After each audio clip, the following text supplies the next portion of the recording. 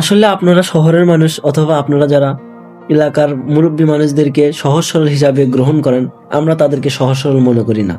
কারণ তারা হচ্ছে মানে অন্যদেরকে নিয়ে বেশি চিন্তা করে। চিন্তাটা কি?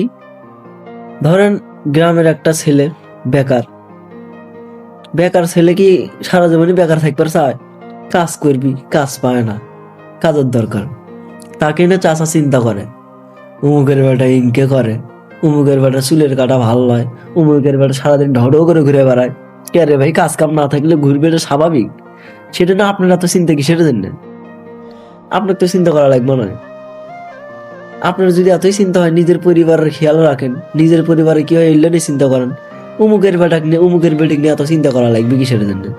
আপনারা যাকে সহজ সরল মনে করেন, তারা যে ক্যাঙ্কা সহজ সরল খালি গ্রামের বেকার ছেলেরাই জানে।